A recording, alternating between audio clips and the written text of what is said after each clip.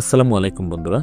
কিভাবে কোনো third party application ছাড়া শুধুমাত্র মোবাইল দিয়ে পিডিএফ ফাইল তৈরি করা যায় সেই প্রসেসটি দেখাবো আজকের ভিডিওতে।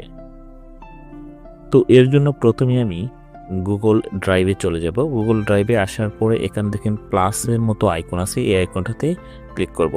এই আইকনটাতে ক্লিক করার পরে এখানে অনেকগুলো অপশন শো করতেছে। এখানে দেখেন একটি অপশন আছে স্ক্যান।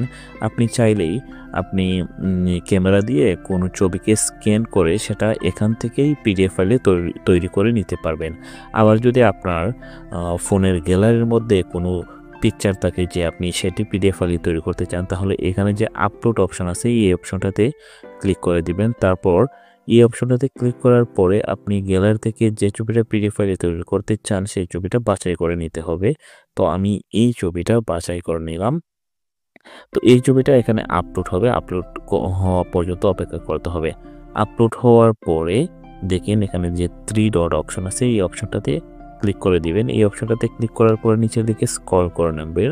নিচের দিকে স্ক্রল করার পরে এখানে দেখেন একটি অপশন আছে ডাউনলোড। আপনি যদি ডাউনলোডে ক্লিক করে দেন তাহলে সেটি সাথে সাথে আপনার গ্যালারিতে ডাউনলোড হয়ে যাবে এবং সেটি কিন্তু পিডিএফ আকারে ডাউনলোড হবে।